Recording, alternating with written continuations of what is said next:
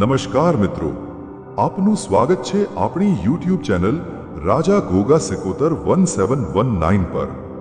શું તમે ક્યારે વિચાર્યું છે દુનિયાભરના ભવ્ય મંદિરોમાં ભગવાનની મૂર્તિઓ પથ્થર, આરસ કે ધાતુમાંથી બનેલી હોય છે, સંપૂર્ણ, સુંદર અને અદ્ભુત। પરંતુ એક એવું મંદિર છે જ્યાં ભગવાનના હાથ અધૂરા છે, પગ અધૂરા છે અને મૂર્તિ લાકડાની છે। આખરે આવું કેમ? શું ખરેખર ભગવાને પોતાની મૂર્તિ અધૂરી જ રહેવા દીધી હતી? અને દર વર્ષે માત્ર એક જ દિવસ એવો કેમ આવે છે જ્યારે ભગવાન પોતે પોતાનું મંદિર છોડીને લાખો ભક્તો વચ્ચે રથમાં બિરાજમાન થઈ બહાર નીકળે છે? શું આ માત્ર એક ઉત્સવ છે કે તેની પાછળ હજારો વર્ષ જૂનું કોઈ દિવ્ય રહસ્ય છુપાયેલું છે? તો આજે આપણે અષાઢી બીજનું અદ્ભુત મહત્વ, ભગવાન જગન્નાથની અધૂરી મૂર્તિ પાછળનું સત્ય, રથયાત્રાની શરૂઆત કેવી રીતે થઈ અને આ પવિત્ર દિવસે એવું શું કરવું જોઈએ કે ભગવાનની વિશેષ કૃપા જીવનમાં વરસે। પરંતુ આ કથામાં એક એવો પ્રસંગ પણ છે જે સાંભળીને રાજા પણ રડી પડ્યા હતા અને ભગવાને આખી દુનિયાને એક એવો સંદેશ આપ્યો જે આજે પણ દરેક ભક્તના જીવનને નવી દિશા આપે છે। તો મનને શાંત કરો, ભગવાનનું સ્મરણ કરો અને ભક્તિ તથા શ્રદ્ધા સાથે આ દિવ્ય યાત્રાની શરૂઆત કરીએ। બોલો પ્રેમથી જય શ્રી જગન્નાથ। હે ભક્તજનો, ધર્મપ્રેમી શ્રોતાઓ અને ભગવાનના અનન્ય પ્રેમીઓ, આપ સૌનું અમારી ચેનલમાં હાર્દિક સ્વાગત છે। અષાઢી મહિનાની પવિત્ર સુદ બીજ, જ્યારે સમગ્ર પ્રકૃતિ નવજીવનનો શ્વાસ લે છે, વરસાદની પ્રથમ બૂંદો ધરતીને પવિત્ર બનાવે છે અને ભક્તોના હૃદયમાં ભગવાન જગન્નાથના દર્શનની તીવ્ર આતુરતા જાગે છે। આ દિવસે ભગવાન માત્ર મંદિરમાં બિરાજમાન રહેતા નથી, પરંતુ પોતાના દરેક ભક્ત સુધી પહોંચવા માટે સ્વયં રથમાં બેસીને બહાર આવે છે। આ દ્રશ્ય માત્ર એક ધાર્મિક પરંપરા નથી, તે ભગવાન અને ભક્ત વચ્ચેના અતૂટ પ્રેમનું જીવંત પ્રતીક છે। તો આવો આજે આપણે સમયના પ્રવાહને પાછળ લઈ જઈએ, દ્વાપર યુગથી લઈને જગન્નાથપુરી સુધીની આ રહસ્યમયી અને ચમત્કારી યાત્રાનો આરંભ કરીએ। અષાઢી બીજનું રહસ્ય અને રથયાત્રાની શરૂઆત। કલ્પના કરો, આકાશમાં કાળા વાદળો છવાઈ ગયા છે, ધરતી પર વરસાદની પ્રથમ બૂંદો વરસી રહી છે, ગરમીથી તપેલી ધરતી હરિયાળી ચાદર ઓઢી રહી છે, નદીઓ ફરી જીવનથી છલકાઈ રહી છે, વૃક્ષોમાં નવ પલ્લવ ફૂટી રહ્યા છે અને સમગ્ર પ્રકૃતિમાં એક નવી ઉર્જાનો સંચાર થઈ રહ્યો છે। આવો પવિત્ર સમય એટલે અષાઢ માસ, અને આ મહિનાની સુદ બીજનો દિવસ સમગ્ર ભારતના કરોડો ભક્તો માટે માત્ર એક તિથિ નથી, પરંતુ ભગવાન જગન્નાથ સાથેના મિલનનો મહાપર્વ છે। આ દિવસને આપણે પ્રેમથી અષાઢી બીજ તરીકે ઓળખીએ છીએ।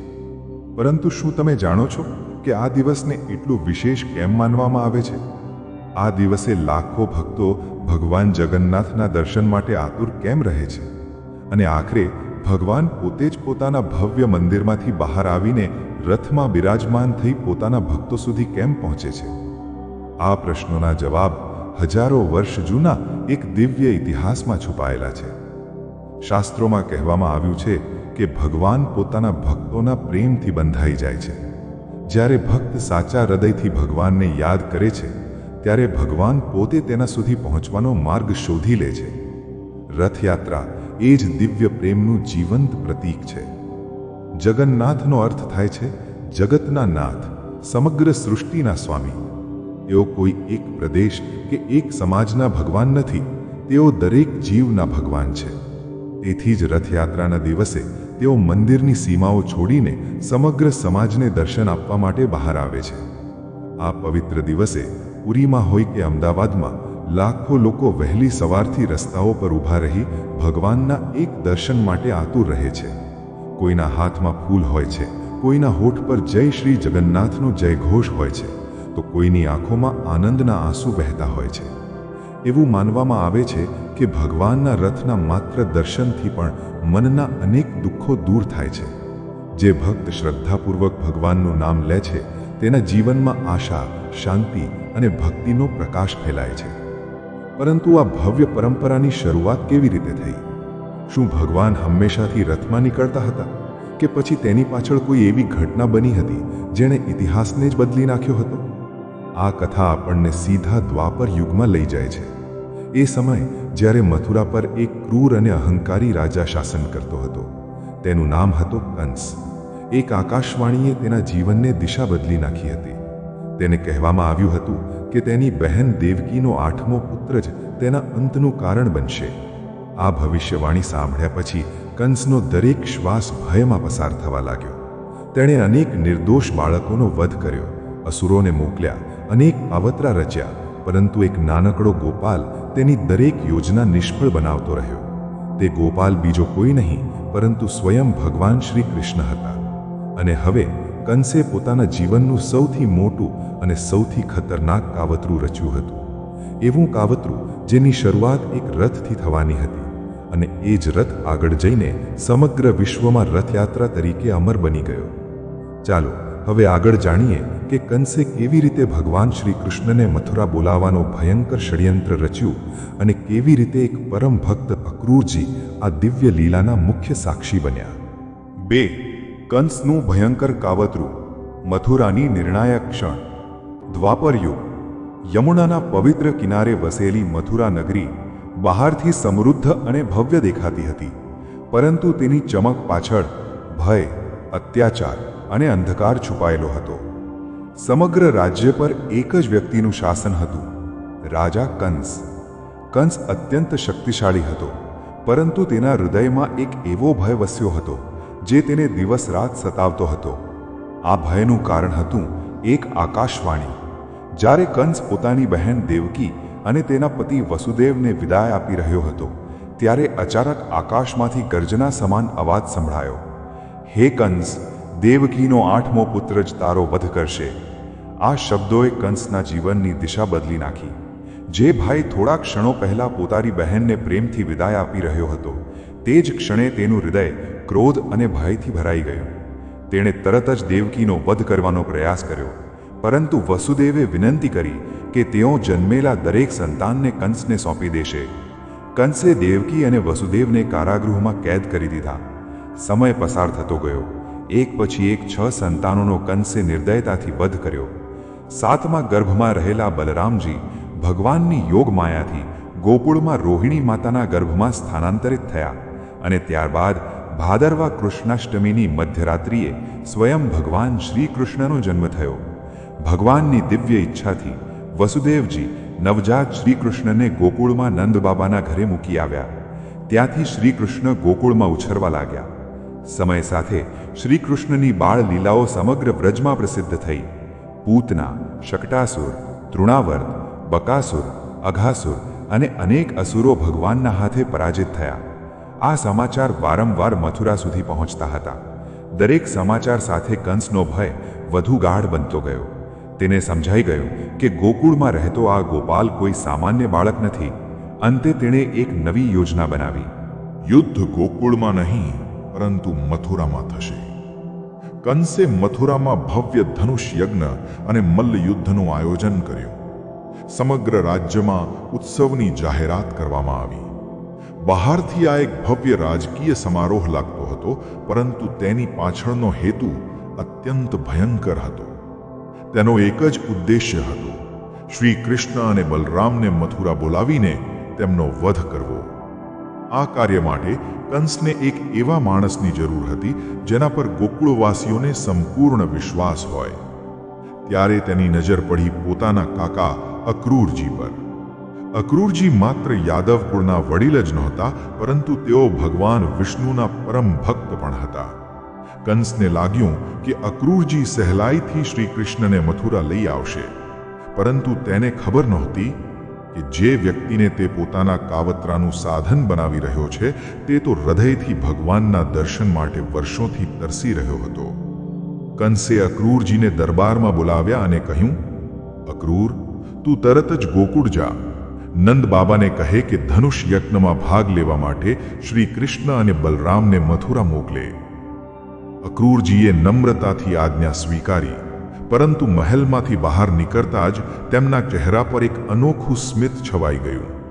તેમના મનમાં એક જ વિચાર હતો, વર્ષોથી જે પ્રભુના દર્શનની ઝંખના હતી તે હવે પૂર્ણ થવાની છે. એક તરફ કંસ પોતાના કાવતરાની સફળતાની કલ્પના કરી રહ્યો હતો અને બીજી તરફ અક્રૂરજીનું હૃદય ભગવાનના પ્રેમથી છલકાઈ રહ્યો હતું. પરંતુ અક્રૂરજીને હજુ ખબર નહોતી કે ગોકુળની આ યાત્રા માત્ર એક રાજકીય સંદેશ લઈને જવાની નથી. આ યાત્રા સમગ્ર વિશ્વના ઇતિહાસમાં સૌથી પવિત્ર રથયાત્રાનું બીજ વાવવાની હતી. આગળના અધ્યાયમાં આપણે જાણીશું કે અક્રૂરજી ગોકુળ પહોંચ્યા ત્યારે શું થયું, ભગવાન શ્રી કૃષ્ણ સાથે તેમની પ્રથમ મુલાકાત કેવી હતી અને શા માટે આખું ગોકુળ આંસુઓમાં ડૂબી ગયું. અક્રૂરજીની ગોકુળ યાત્રા, ભગવાન સાથેનો દિવ્ય મિલન. સવારનો સુવર્ણ પ્રકાશ ધીમે ધીમે મથુરાની ધરતી પર ફેલાઈ રહ્યો હતો. રાજમહેલની બહાર એક સુંદર રથ તૈયાર ઊભો હતો. એ રથ પર બેઠા હતા ભગવાનના પરમ ભક્ત અક્રૂરજી. બહારથી તેઓ કંસના દૂત હતા, પરંતુ અંદરથી તેઓ ભગવાન શ્રી કૃષ્ણના દર્શન માટે વર્ષોથી તરસતા એક નિષ્ઠાવાન ભક્ત હતા. જેમ જેમ રથ ગોકુળ તરફ આગળ વધતો ગયો તેમ તેમ અક્રૂરજીનું મન ભક્તિના સાગરમાં ડૂબતું ગયું. તેમના હોઠ પર સતત એક જ નામ હતું, કૃષ્ણ કૃષ્ણ. તેઓ મનમાં પ્રાર્થના કરતા હતા, હે પ્રભુ, આજે મારું જીવન ધન્ય થવાનું છે. વર્ષોથી જે દર્શનની અભિલાષા હતી તે આજે પૂર્ણ થશે. મારા નેત્રો આજે સ્વયં પરબ્રહ્મના દર્શન કરશે. માર્ગમાં વહેતી યમુનાની શીતળ પવન, લીલાછમ વૃક્ષો અને પક્ષીઓનો મધુર કલરવ જાણે તેમની યાત્રાને વધુ પવિત્ર બનાવી રહ્યા હતા. સાંજ પડતા અક્રૂરજી ગોકુળની સીમા પર પહોંચ્યા. દૂર સુધી ગાયોના ઝુંડ પોતાના વાછરડા સાથે પરત ફરી રહ્યા હતા. ગોપ બાળકો આનંદથી રમતા હતા. સમગ્ર ગોકુળમાં એક અલૌકિક શાંતિ અને પ્રેમનો અનુભવ થતો હતો. અક્રૂરજી રથમાંથી નીચે ઉતર્યા. તેમણે ગોકુળની પવિત્ર ધૂળ પોતાના મસ્તક પર ચઢાવી અને નમ્રતાથી પ્રણામ કર્યો. તેમના મનમાં એક જ ભાવ હતો, આ એ જ પવિત્ર ભૂમિ છે જ્યાં સ્વયં ભગવાને બાળ લીલાઓ કરી છે. થોડી જ વારમાં તેઓ નંદ ભવન પહોંચ્યા. નંદ બાબાએ ખૂબ જ સ્નેહપૂર્વક તેમનું સ્વાગત કર્યું. યશોદા માએ પણ મહેમાન તરીકે તેમનો આદર કર્યો. પરંતુ અક્રૂરજીની આંખો તો એક જ ચહેરો શોધી રહી હતી. એ જ સમયે દૂરથી બે દિવ્ય સ્વરૂપ તેમની તરફ આગળ વધતા દેખાયા. એકના મુખ પર મોહક સ્મિત હતું, શ્યામવર્ણ કાંતિ હતી અને આંખોમાં અનંત કરુણા ઝળહળતી હતી. બીજા ગૌરવર્ણ, તેજસ્વી અને અદમ્ય બળના પ્રતીક હતા. તે હતા ભગવાન શ્રી કૃષ્ણ અને તેમના મોટા ભાઈ બલરામ. આ દિવ્ય દર્શન થતાં જ અક્રૂરજીના શરીરમાં રોમાંચ છવાઈ ગયો. તેમની આંખોમાંથી આનંદના આંસુઓ ધોધમાર વહેવા લાગ્યા. તેઓ દોડી ગયા અને ભગવાન શ્રી કૃષ્ણના ચરણોમાં સાષ્ટાંગ દંડવત પ્રણામ કર્યો. ભગવાન શ્રી કૃષ્ણે તરત જ તેમને પ્રેમથી ઊભા કર્યા અને હૃદયથી ભેટી પડ્યા. આ દ્રશ્ય એટલું ભાવ વિભોર કરનારું હતું કે નંદ ભવનમાં હાજર દરેક વ્યક્તિની આંખો ભીની થઈ ગઈ. ભગવાને પ્રેમથી પૂછ્યું, કાકા, મથુરામાં સૌ કુશળ તો છે? તમે અચાનક અહીં કેવી રીતે? અક્રૂરજીએ નમ્રતાથી જવાબ આપ્યો, પ્રભુ, હું રાજા કંસનો સંદેશ લઈને આવ્યો છું. મથુરામાં ધનુષ યજ્ઞનું આયોજન થયું છે. રાજાએ આપ અને બલરામજીને તેમાં ભાગ લેવા આમંત્રણ મોકલ્યું છે. ભગવાન શ્રી કૃષ્ણ સ્મિત કરતા રહ્યા. તેમને બધું જ ખબર હતું. કંસનું કાવતરું, તેનો અહંકાર અને હવે અધર્મનો અંત નજીક આવી ગયો છે. થોડી ક્ષણો મૌન રહ્યા પછી ભગવાને શાંતિથી કહ્યું, કાકા, અમે આવતીકાલે તમારી સાથે મથુરા જઈશું. આ શબ્દો સાંભળતા જ અક્રૂરજીનું હૃદય આનંદ અને ભાવનાથી ભરાઈ ગયું. પરંતુ આ સમાચાર જેમ જેમ ગોકુળમાં ફેલાયા તેમ તેમ આખું ગામ સ્તબ્ધ બની ગયું. યશોદા માતાની આંખોમાં ચિંતા દેખાવા લાગી.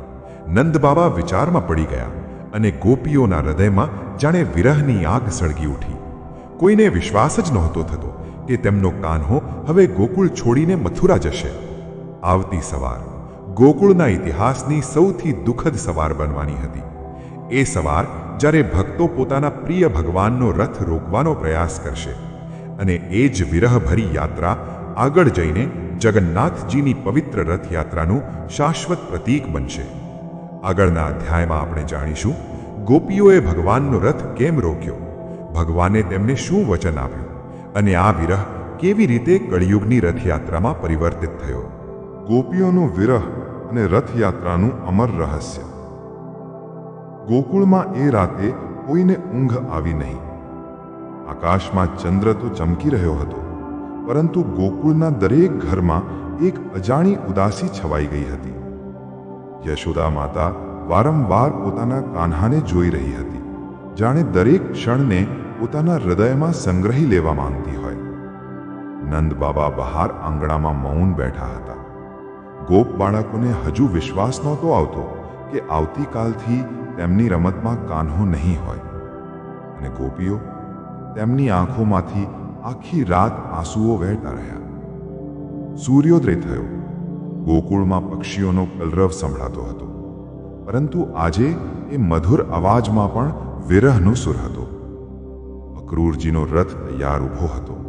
ભગવાન શ્રી કૃષ્ણ અને બલરામજી સૌના આશીર્વાદ લઈને રથમાં બિરાજમાન થયા. યશોદામાએ કંપતા હાથે પોતાના લાડકવાયાના કપાળે તિલક કર્યું. તેમની આંખોમાંથી આંસુઓ અટકતા નહોતા. નંદ બાબાએ ભગવાનને હૃદયથી ભેટ્યા, પરંતુ શબ્દો ગળામાં જ અટકી ગયા. રથ ધીમે ધીમે આગળ વધવા લાગ્યો. એ જ ક્ષણે આખું ગોકુળ દોડી આવ્યું. ગોપીઓએ રથને ચારે તરફથી ઘેરી લીધો. કેટલીક ગોપીઓ રથના પૈડા આગળ બેસી ગઈ, કેટલીક ભગવાનના ચરણોમાં પડી ગઈ અને કેટલીક હાથ જોડીને રડી રહી હતી. તેમના હોઠ પર એક જ પોકાર હતી, હે કાન્હા, અમને છોડીને ન જશો.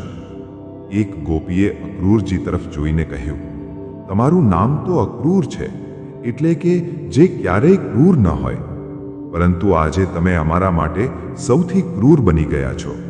તમે અમારા પ્રાણપ્રિય કાન્હાને અમારાથી દૂર લઈ જઈ રહ્યા છો. આ શબ્દો સાંભળીને અક્રૂરજીનું હૃદય પણ દ્રવી ઉઠ્યું. તેઓ જાણતા હતા કે આ વિરહ સામાન્ય નથી. આ તો ભક્ત અને ભગવાન વચ્ચેના અતૂટ પ્રેમની અભિવ્યક્તિ હતી. ભગવાન શ્રી કૃષ્ણ રથમાંથી નીચે ઉતર્યા. તેમણે એક પછી એક દરેક ગોપીને પ્રેમથી સમજાવવાનું શરૂ કર્યું. તેમણે કહ્યું, પ્રિય ભક્તો, શરીરથી દૂર થવાથી પ્રેમ ક્યારેય દૂર નથી થતો. જ્યાં જ્યાં સાચી ભક્તિ હશે, ત્યાં ત્યાં હું હંમેશા હાજર રહીશ. જો તમે મને પ્રેમથી યાદ કરશો તો હું તમારા હૃદયમાં જ મળીશ. ભક્ત અને ભગવાનનો સંબંધ અંતરથી નહીં, પરંતુ ભાવથી જીવંત રહે છે. ભગવાનના આ શબ્દોએ ગોપીઓના હૃદયને થોડું શાંત કર્યું, પરંતુ વિરહની વેદના તો યથાવત રહી. અંતે ગોપીઓએ ભારે હૃદયે રથને માર્ગ આપ્યો. અક્રૂરજીનો રથ ધીમે ધીમે મથુરા તરફ આગળ વધવા લાગ્યો. ગોપીઓ દૂર સુધી રથને જોતા રહ્યા, જ્યાં સુધી ધૂળનું છેલ્લું કણ પણ તેમની નજરમાંથી ઓઝલ ન થઈ ગયું. ભક્તો, આ માત્ર એક વિદાય નહોતી, આ ભક્તિના ઇતિહાસનો સૌથી ભાવુક પ્રસંગ હતો. સમય પસાર થયો, દ્વાપર યુગ પૂર્ણ થયો, કલયુગનું આગમન થયું, પરંતુ ભગવાન પોતાના ભક્તોનો એ વિરહ ક્યારેય ભૂલ્યા નહીં. ત્યારે ભગવાને એક દિવ્ય સંકલ્પ કર્યો કે દ્વાપરમાં મારા ભક્તો મને મળવા માટે રથ પાછળ દોડ્યા હતા, પરંતુ કલયુગમાં હું પોતે જ મારા ભક્તોને મળવા જઈશ. અને આ સંકલ્પમાંથી જન્મ થયો જગન્નાથજીની પવિત્ર રથયાત્રાનો. આજે દર વર્ષે અષાઢ સુદ બીજના દિવસે ભગવાન જગન્નાથ, મોટા ભાઈ બલભદ્રજી અને બહેન સુભદ્રાજી ભવ્ય રથમાં બિરાજમાન થઈ પોતાના ભક્તો વચ્ચે આવે છે. આ યાત્રા માત્ર એક ઉત્સવ નથી, આ ભગવાનના એ વચનનું જીવંત પ્રતીક છે કે મારો કોઈ ભક્ત મારા દર્શનથી વંચિત નહીં રહે. પરંતુ હવે એક પ્રશ્ન હજુ પણ બાકી છે. ભગવાન જગન્નાથજીની મૂર્તિઓ આખરે લાકડાની જ કેમ છે? તેમના હાથ અને પગ અધૂરા કેમ છે? શું આ માત્ર એક કળાત્મક શૈલી છે કે પછી તેની પાછળ ભગવાનની કોઈ દિવ્ય લીલા છુપાયેલી છે? આગળના અધ્યાયમાં આપણે જાણીશું રાજા ઇન્દ્રદ્યુમન, દારૂ બ્રહ્મ અને ભગવાન વિશ્વકર્માની એ અદ્ભુત કથા, જેના કારણે આજે સમગ્ર વિશ્વ ભગવાન જગન્નાથને આ જ અનોખા સ્વરૂપમાં પૂજે છે. 5. રાજા ઇન્દ્રદ્યુમનની ભક્તિ અને દારૂ બ્રહ્મનું રહસ્ય. દ્વાપર યુગની લીલા પૂર્ણ થઈ ગઈ હતી. સમય આગળ વધતો ગયો, યુગો બદલાયા, રાજાઓ બદલાયા, પરંતુ ભગવાન પ્રત્યે ભક્તોના પ્રેમમાં ક્યારેય ઘટાડો આવ્યો નહીં. ભારતના માલવા પ્રદેશમાં એક મહાન રાજા રાજ્ય કરતા હતા. તેમનું નામ હતું રાજા ઇન્દ્રદ્યુમન. તેઓ માત્ર શક્તિશાળી શાસક જ નહોતા, પરંતુ ભગવાન શ્રી વિષ્ણુના અનન્ય ભક્ત પણ હતા. દરરોજ વહેલી સવારે તેઓ સ્નાન કરીને ભગવાનની આરાધના કરતા, યજ્ઞ કરતા, દાન આપતા અને કલાકો સુધી ધ્યાનમાં લીન રહેતા. રાજ્યમાં કોઈ વસ્તુની કમી નહોતી. ધન હતું, વૈભવ હતું, સુખ હતું, પણ રાજાના હૃદયમાં એક અધૂરી ઈચ્છા હતી. તેઓ વારંવાર ભગવાનને પ્રાર્થના કરતા, હે પ્રભુ, હું એવું દિવ્ય સ્વરૂપ જોવા માંગુ છું જેમાં હું જીવનભર તમારી સેવા કરી શકું. મને તમારું એવું સ્વરૂપ આપો જે સમગ્ર વિશ્વ માટે ભક્તિનું કેન્દ્ર બની જાય. દિવસો પસાર થતા ગયા. એક રાત્રે રાજા ઇન્દ્રદ્યુમન ગાઢ નિદ્રામાં હતા. અચાનક સમગ્ર મહેલ દિવ્ય પ્રકાશથી ઝગમગી ઉઠ્યો. રાજાએ સ્વપ્નમાં એક અદ્ભુત દર્શન કર્યું. સ્વયં ભગવાન શ્રી વિષ્ણુ તેમના સમક્ષ પ્રગટ થયા. ભગવાને કરુણાભરી વાણીમાં કહ્યું, હે રાજન, તારી ભક્તિથી હું અત્યંત પ્રસન્ન છું. ખૂબ જલ્દી સમુદ્રના કિનારે એક દિવ્ય લાકડું તરતું આવશે. તે કોઈ સામાન્ય લાકડું નહીં હોય. તેમાં મારું દિવ્ય તત્વ નિવાસ કરશે. તે જ લાકડામાંથી મારું સ્વરૂપ તૈયાર કરાવજે. આટલું કહીને ભગવાન અંતર્ધ્યાન થઈ ગયા. સવારે રાજા ઇન્દ્રદ્યુમનની આંખ ખુલતા જ તેઓ આનંદથી ભરાઈ ગયા. તેમણે તરત જ પોતાના મંત્રીઓ, સૈનિકો અને બ્રાહ્મણોને સમુદ્ર કિનારે મોકલ્યા. ઘણા દિવસોની રાહ પછી એક દિવસ અચાનક દરિયાની ઊંચી લહેરો વચ્ચે એક વિશાળ લાકડાનો થડ કિનારે આવી પહોંચ્યો. એ લાકડામાંથી અદ્ભુત સુગંધ આવતી હતી. તેના પર કોઈ કીડા નહોતા, કોઈ સડો નહોતો, અને સૌથી આશ્ચર્યની વાત, એટલું વિશાળ લાકડું હોવા છતાં કોઈ તેને ખસેડી શકતું નહોતું. રાજા પોતે ત્યાં પહોંચ્યા. તેમણે ભગવાનનું સ્મરણ કરીને પ્રાર્થના કરી. જેમ જ તેમણે શ્રદ્ધાથી તે લાકડાને સ્પર્શ કર્યો, તેમ જ તે લાકડું જાણે હળવું બની ગયું. બધાએ મળીને તેને ખૂબ જ આદરપૂર્વક રાજમહેલમાં લાવ્યો. શાસ્ત્રોમાં આ દિવ્ય લાકડાને દારૂ બ્રહ્મ કહેવામાં આવે છે, અર્થાત એવું પવિત્ર લાકડું જેમાં સ્વયં પરમાત્માનું તત્વ નિવાસ કરે છે. હવે પ્રશ્ન હતો, આ દિવ્ય લાકડામાંથી ભગવાનની મૂર્તિ કોણ બનાવશે? રાજાએ સમગ્ર રાજ્યમાં જાહેરાત કરાવી. દેશ વિદેશના શ્રેષ્ઠ શિલ્પીઓ આવ્યા, પરંતુ જેવો કોઈ આ લાકડાને કોતરવાનો પ્રયત્ન કરતો, તેના તમામ સાધનો તૂટી જતા. કોઈ એક પણ ઘા મારી શક્યો નહીં. રાજા ચિંતામાં પડી ગયા. શું ભગવાનની આજ્ઞા અધૂરી રહી જશે? શું આ દિવ્ય લાકડામાંથી ક્યારેય મૂર્તિ બની શકશે નહીં? એ જ સમયે એક વૃદ્ધ સુથાર ધીમે ધીમે રાજદરબારમાં પ્રવેશ્યા. તેમના ચહેરા પર અદ્ભુત તેજ હતું. આંખોમાં અસાધારણ શાંતિ હતી. તેમણે રાજાને કહ્યું, રાજન, જો તમારી આજ્ઞા હોય તો હું આ દિવ્ય લાકડામાંથી ભગવાનનું સ્વરૂપ બનાવી શકું. રાજાના ચહેરા પર ફરી આશાની કિરણ દેખાઈ. પરંતુ આ વૃદ્ધ સુથારે એક એવી શરત મૂકી જે આગળ જઈને ભગવાન જગન્નાથના સમગ્ર ઇતિહાસને બદલી નાખવાની હતી. એવી કઈ શરત હતી? શા માટે 21 દિવસ સુધી દરવાજો ખોલવાની મનાઈ કરવામાં આવી? અને કેવી રીતે એક ક્ષણની ઉતાવળને કારણે ભગવાનનું સ્વરૂપ સદીઓ માટે અનોખું બની ગયું? આ અદ્ભુત રહસ્ય આપણે જાણીશું આગળના અધ્યાયમાં. વિશ્વકર્માની શરત અને ભગવાનની અધૂરી મૂર્તિનું દિવ્ય રહસ્ય.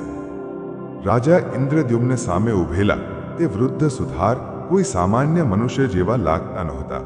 તેમના ચહેરા પર દિવ્ય તેજ હતું, તેમની આંખોમાં અદ્ભુત શાંતિ હતી અને તેમના શબ્દોમાં અખૂટ આત્મવિશ્વાસ છલકતો હતો. રાજાએ નમ્રતાથી પૂછ્યું, મહારાજ, આપ કોણ છો? વૃદ્ધ માત્ર હળવું સ્મિત કરતા બોલ્યા, હું કોણ છું તે જાણવાની જરૂર નથી. જો તમારો વિશ્વાસ હોય તો હું આ દારૂ બ્રહ્મમાંથી ભગવાનનું દિવ્ય સ્વરૂપ પ્રગટ કરી શકું છું. રાજાએ તરત જ તેમના ચરણોમાં નમન કર્યું. આ મારું સૌભાગ્ય હશે. કૃપા કરીને ભગવાનની મૂર્તિઓ બનાવો. ત્યારબાદ વૃદ્ધ સુથારે એક શરત મૂકી. તેમણે ગંભીર સ્વરે કહ્યું, હું એક બંધ ઓરડામાં એકલો રહીને કામ કરીશ. 21 દિવસ સુધી કોઈ પણ વ્યક્તિ દરવાજો ખોલશે નહીં, કોઈ અંદર આવશે નહીં. જો એક પણ વખત દરવાજો ખુલશે તો હું જે સ્થિતિમાં કામ હશે ત્યાં જ છોડીને ચાલ્યો જઈશ. રાજાએ કોઈ વિલંબ કર્યા વિના શરત સ્વીકારી લીધી. ભગવાનનું કાર્ય શરૂ થયું. મહેલના એક પવિત્ર ખંડમાં દારૂ બ્રહ્મ સ્થાપિત કરવામાં આવ્યું. વૃદ્ધ સુથાર અંદર પ્રવેશ્યા અને દરવાજો બંધ થઈ ગયો. શરૂઆતના દિવસોમાં અંદરથી સતત અવાજો આવતા. લાકડું કાપવાનો અવાજ, હથોડીના પ્રહાર, છીણીની ટકોર. દરેક અવાજ સાંભળીને રાજાનું હૃદય આનંદથી ભરાઈ જતું. તેમને લાગતું હતું કે હવે ખૂબ જ જલ્દી ભગવાનનું દિવ્ય સ્વરૂપ સમગ્ર વિશ્વને દર્શન આપશે. દિવસો પસાર થતા ગયા. 5મો દિવસ, 10મો દિવસ, 12મો દિવસ, 15મો દિવસ, અને અચાનક અંદરથી આવતા બધા અવાજો બંધ થઈ ગયા. એકદમ શાંતિ છવાઈ ગઈ. રાજા ઇન્દ્રદ્યુમ્ને વિચાર્યું કે કદાચ હવે અંતિમ કામ ચાલી રહ્યું હશે. પરંતુ રાણીના મનમાં ચિંતા શરૂ થઈ. તેમણે કહ્યું, મહારાજ, તે વૃદ્ધ ખૂબ જ વૃદ્ધ છે. છેલ્લા ઘણા દિવસોથી તેમણે કંઈ ખાધું પણ નથી. અંદરથી કોઈ અવાજ પણ નથી આવતો. જો તેમને કંઈ થઈ ગયું હશે તો? રાજાએ સમજાવ્યું, આ ભગવાનનું કાર્ય છે. આપણે ધીરજ રાખવી જોઈએ. હજુ 21 દિવસ પૂર્ણ થયા નથી. પણ રાણીનું મન શાંત ન થયું. દરેક પસાર થતી ઘડી સાથે તેમની ચિંતા વધતી ગઈ. અંતે તેમણે આગ્રહ કર્યો, મહારાજ, કૃપા કરીને એકવાર દરવાજો ખોલો. રાજા ભારે મૂંઝવણમાં હતા. એક બાજુ ભગવાનને આપેલું વચન, બીજી બાજુ રાણીની ચિંતા. લાંબા વિચાર પછી અંતે રાજાએ દરવાજો ખોલવાનો આદેશ આપ્યો. ધીમે ધીમે દરવાજો ખુલ્યો. રાજા અને રાણી અંદર પ્રવેશ્યા અને અંદરનું દ્રશ્ય જોઈને બંને આશ્ચર્યચકિત થઈ ગયા. વૃદ્ધ સુથાર ક્યાંય દેખાતા નહોતા. તેઓ જાણે હવામાં વિલીન થઈ ગયા હતા. પરંતુ તેમની સામે 3 દિવ્ય મૂર્તિઓ બિરાજમાન હતી. ભગવાન જગન્નાથ, મોટા ભાઈ બલભદ્ર અને બહેન સુભદ્રા. મૂર્તિઓના ચહેરા પર અદ્ભુત તેજ હતું. મોટી મોટી ગોળ આંખોમાંથી જાણે સમગ્ર જગત પર કૃપા વરસી રહી હતી. પરંતુ એક વાતે રાજાનું હૃદય તૂટી ગયું. ભગવાનના હાથ પૂર્ણ નહોતા, પગ પૂર્ણ નહોતા, મૂર્તિઓ અધૂરી હતી. રાજા ઇન્દ્રદ્યુમ્ન જમીન પર બેસી ગયા. તેમની આંખોમાંથી આંસુ વહેવા લાગ્યા. તેઓ બોલ્યા, હે પ્રભુ, મારી ઉતાવળના કારણે તમારું સ્વરૂપ અધૂરું રહી ગયું. મેં મોટો અપરાધ કર્યો. એ જ ક્ષણે આખા મહેલમાં દિવ્ય પ્રકાશ છવાઈ ગયો. શંખનાદ જેવો પવિત્ર નાદ ગુંજ્યો અને આકાશમાંથી ભગવાનની કરુણામય વાણી સંભળાઈ. હે રાજન, શોક ન કરો.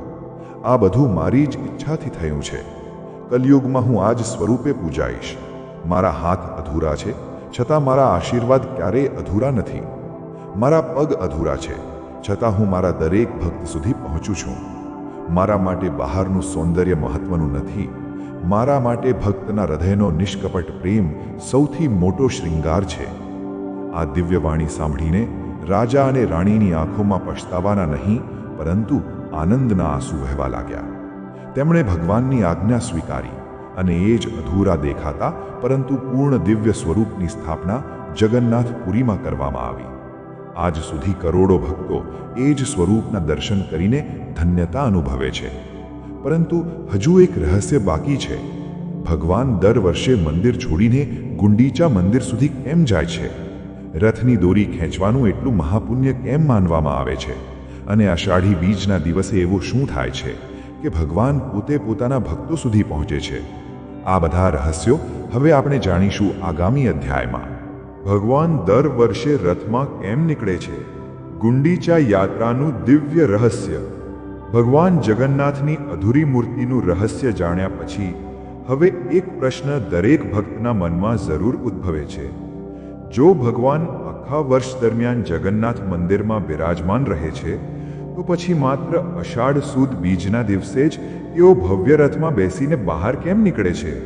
શું આ માત્ર એક પરંપરા છે કે પછી તેની પાછળ પણ કોઈ ઊંડો આધ્યાત્મિક સંદેશ છુપાયેલો છે? ભક્તો, જગન્નાથપુરીમાં દર વર્ષે નીકળતી રથયાત્રા માત્ર એક ધાર્મિક ઉત્સવ નથી. આ યાત્રા ભગવાનના પોતાના ભક્તો પ્રત્યેના નિસ્વાર્થ પ્રેમનું જીવંત પ્રતીક છે.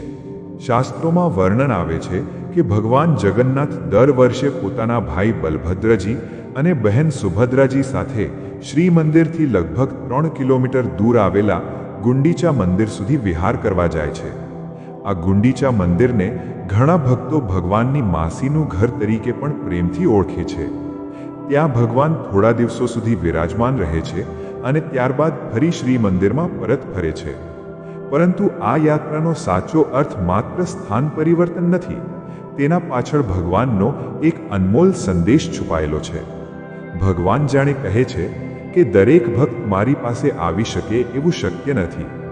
કોઈ વૃદ્ધ હોય છે, કોઈ બીમાર હોય છે, કોઈ ગરીબીના કારણે યાત્રા કરી શકતો નથી, તો કોઈ હજારો કિલોમીટર દૂર રહે છે.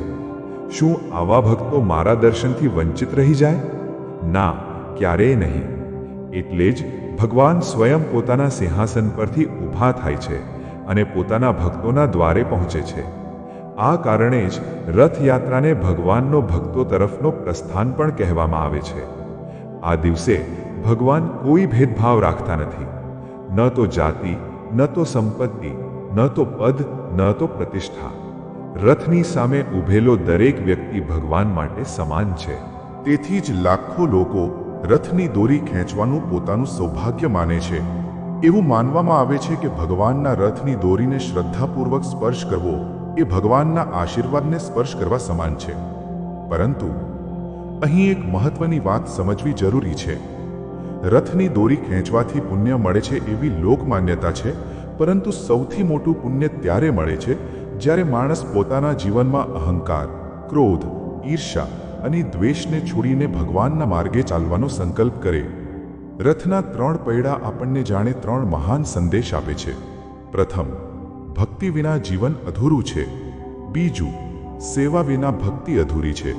અને ત્રીજું, પ્રેમ વિના ભગવાનની પ્રાપ્તિ શક્ય નથી. રથ આગળ વધે છે. લાખો ભક્તો જય શ્રી જગન્નાથના જયઘોષ કરે છે. ઢોલ, નગારા અને શંખના નાદથી સમગ્ર વાતાવરણ ગુંજી ઉઠે છે અને એક ક્ષણે એવું લાગે છે કે જાણે સ્વર્ગ પૃથ્વી પર ઉતરી આવ્યું હોય.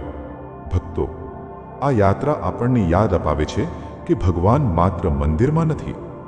જો આપણું હૃદય નિર્મળ હોય, આપણું જીવન સદાચારથી ભરેલું હોય અને આપણામાં દરેક જીવ પ્રત્યે પ્રેમ હોય, તો ભગવાન આપણા હૃદયના રથમાં પણ બિરાજમાન થાય છે. હવે પ્રશ્ન એ છે, અષાઢી બીજના દિવસે આપણે ઘરે રહીને ભગવાનની પૂજા કેવી રીતે કરવી? કયો મંત્ર જાપ કરવો? કયો પ્રસાદ ધરાવવો? અને આ વ્રતનું એવું કયું ફળ છે કે શાસ્ત્રોમાં તેને જીવન બદલનાર વ્રત કહેવામાં આવ્યું છે? આગળના અધ્યાયમાં આપણે અષાઢી બીજની સંપૂર્ણ પૂજા વિધિ, વ્રતનું મહત્વ અને તેના ચમત્કારી ફળ વિશે વિગતવાર જાણીશું. અષાઢી બીજનું વ્રત, સંપૂર્ણ પૂજા વિધિ અને ચમત્કારી ફળ.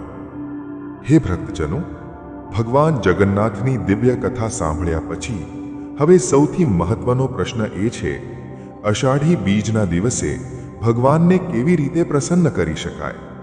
શું માત્ર રથયાત્રાના દર્શન કરવાથી જ પુણ્ય મળે છે કે પછી ઘરે રહીને પણ ભગવાનની કૃપા પ્રાપ્ત કરી શકાય? શાસ્ત્રો કહે છે, ભગવાનને ભવ્યતા નહીં પરંતુ ભક્તિ પ્રિય છે. જો હૃદયમાં સાચો ભાવ હોય તો એક નાનું દીવડું પણ ભગવાનને એટલું જ પ્રિય લાગે છે જેટલું સોનાના દીપસ્તંભનો પ્રકાશ. એટલે જો કોઈ કારણસર તમે રથયાત્રામાં જઈ શકતા ન હોવ તો નિરાશ થવાની જરૂર નથી. ભગવાન તો ભાવના ભૂખ્યા છે. તેઓ તમારા ઘરમાં પણ એટલી જ કૃપાથી પધારે છે. બ્રહ્મ મુહૂર્તમાં દિવસની શરૂઆત. અષાઢી બીજના દિવસે શક્ય હોય તો બ્રહ્મ મુહૂર્તમાં અથવા વહેલી સવારે જાગવું. સ્નાન કરીને સ્વચ્છ અને પવિત્ર વસ્ત્રો ધારણ કરવા. જો ગંગાજળ ઉપલબ્ધ હોય તો સ્નાનના પાણીમાં થોડા ટીપા ઉમેરી શકાય. સ્નાન પછી ઘરના પૂજા ઘરમાં ભગવાન જગન્નાથજી, શ્રી કૃષ્ણ અથવા શ્રી વિષ્ણુની મૂર્તિ કે છબી સ્થાપિત કરવી. જો ભગવાન જગન્નાથજીની તસવીર ન હોય તો શ્રી કૃષ્ણના સ્વરૂપની પણ પૂજા કરી શકાય, કારણ કે જગન્નાથજીને ભગવાન શ્રી કૃષ્ણનું જ એક દિવ્ય સ્વરૂપ માનવામાં આવે છે. પૂજાની શરૂઆત. સૌપ્રથમ ભગવાન સમક્ષ ઘીનો દીવો પ્રગટાવો. ધૂપ અને અગરબત્તી અર્પણ કરો. ત્યારબાદ ચંદન, ફૂલ અને તુલસી દળ પ્રેમથી અર્પણ કરો. યાદ રાખજો, ભગવાન શ્રી હરિને તુલસી અત્યંત પ્રિય છે. તુલસીનું એક પાન પણ જો સાચી ભક્તિથી અર્પણ કરવામાં આવે તો ભગવાન અત્યંત પ્રસન્ન થાય છે. ભગવાનને શું ભોગ ધરાવવો? પરંપરાગત રીતે આ દિવસે ભગવાનને બાફેલા મગ, જાંબુ, માલપુઆ, ફળ અને તમારી શક્તિ મુજબ સાત્વિક ભોજનનો ભોગ ધરાવી શકાય. ભોગ ધરાવતા સમયે એક ક્ષણ માટે આંખો બંધ કરીને ભગવાનને પ્રાર્થના કરવી કે હે જગન્નાથ પ્રભુ, મારા જીવનમાં પણ ભક્તિનો રથ હંમેશા આગળ વધતો રહે. કયો મંત્ર જાપ કરવો? પૂજા પૂર્ણ થયા પછી શાંતિથી બેસો. જો શક્ય હોય તો તુલસીની માળા લઈને આ મંત્રનો જાપ કરો. ઓમ શ્રી જગન્નાથાય નમઃ અથવા જય શ્રી જગન્નાથ. તમારી શક્તિ મુજબ 11 માળા, 5 માળા, 1 માળા અથવા ઓછામાં ઓછા 108 વખત ભગવાનનું સ્મરણ કરો. જો એટલું પણ શક્ય ન હોય તો આખા દિવસ દરમિયાન પ્રેમથી વારંવાર બોલો, જય શ્રી જગન્નાથ. ભગવાન સુધી પહોંચવા માટે શબ્દોની નહીં પણ હૃદયની જરૂર હોય છે. અષાઢી બીજના વ્રતનું ફળ. શાસ્ત્રોમાં જણાવવામાં આવ્યું છે કે આ વ્રત માત્ર ભૌતિક સુખ માટે નથી. આ વ્રતનું સૌથી મોટું ફળ છે મનની શુદ્ધિ. મનુષ્યના જીવનનો સૌથી મોટો શત્રુ બહાર નથી હોતો, તેના પોતાના મનમાં બેઠેલો ક્રોધ, અહંકાર, ઈર્ષ્યા અને લોભ જ તેને દુઃખી બનાવે છે. જ્યારે ભક્ત સાચા મનથી ભગવાન જગન્નાથનું સ્મરણ કરે છે ત્યારે ધીમે ધીમે તેના મનમાંથી આ બધા દોષ દૂર થવા લાગે છે.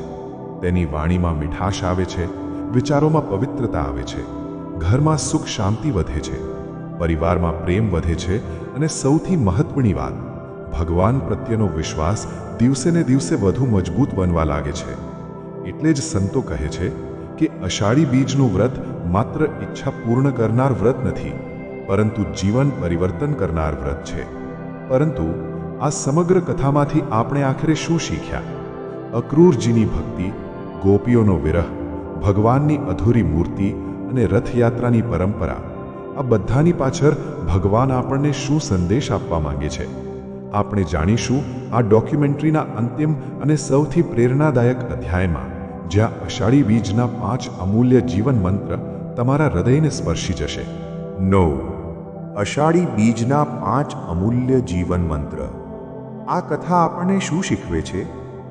હે ભક્તજનો, અત્યાર સુધી આપણે અષાઢી બીજનો મહિમા, ભગવાન શ્રી કૃષ્ણની વિરહમય રથયાત્રા, ભગવાન જગન્નાથજીની અધૂરી મૂર્તિનું રહસ્ય અને અષાઢી બીજના વ્રતનું મહત્વ જાણ્યું.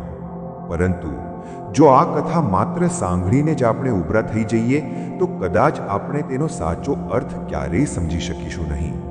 કારણ કે ધર્મ માત્ર કથા સાંભળવાનું નામ નથી. ધર્મ એટલે કથાને જીવનમાં ઉતારવાનું નામ છે. આ દિવ્ય કથા આપણને 5 એવા જીવન મંત્ર આપે છે જે માત્ર ભક્તિને નહીં પરંતુ આપણા સમગ્ર જીવનને બદલી શકે છે. પ્રથમ જીવન મંત્ર. સાચી ભક્તિ હંમેશા હૃદયમાં હોય છે. અક્રૂરજી બહારથી કંસના દૂત હતા, પરંતુ અંદરથી તેઓ ભગવાનના અનન્ય ભક્ત હતા. તેમણે કોઈ દેખાડો કર્યો ન હતો. તેમની ભક્તિ તેમના હૃદયમાં હતી.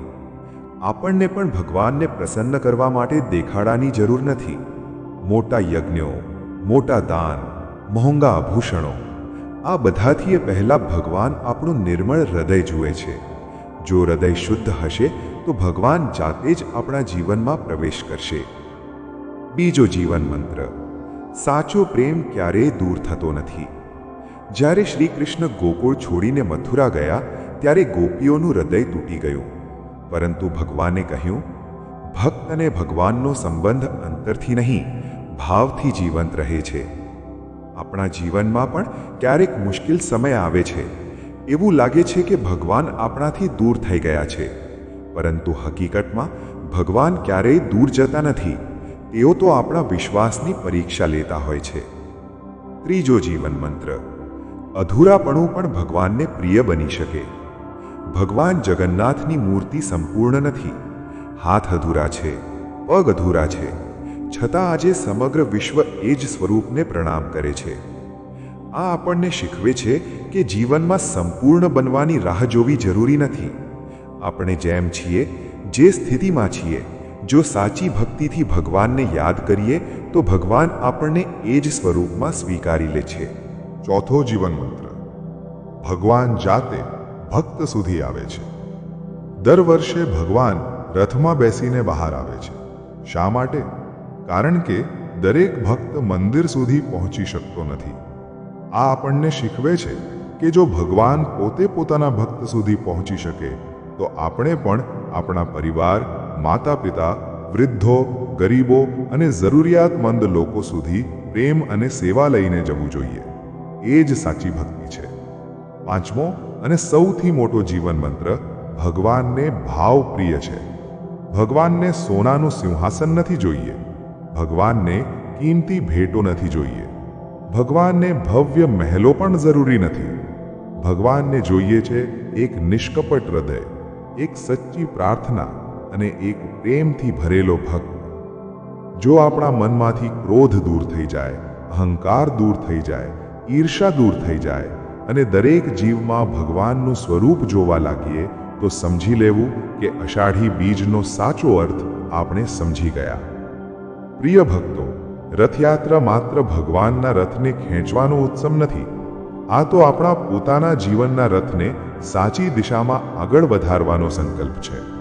ભગવાન જગન્નાથનો રથ દર વર્ષે બહાર નીકળે છે, પરંતુ સૌથી મોટો પ્રશ્ન એ છે, શું આપણા હૃદયમાં પણ ભગવાન માટેનો માર્ગ ખુલ્લો છે? જો જવાબ હા છે તો સમજી લો, ભગવાન આજે પણ તમારા જીવનના રથના સારથી બનવા તૈયાર છે. જો આ પવિત્ર કથાએ તમારા હૃદયને સ્પર્શ્યું હોય તો તેને તમારા પરિવાર, મિત્રો અને દરેક ભગવાન પ્રેમી સુધી જરૂર પહોંચાડજો.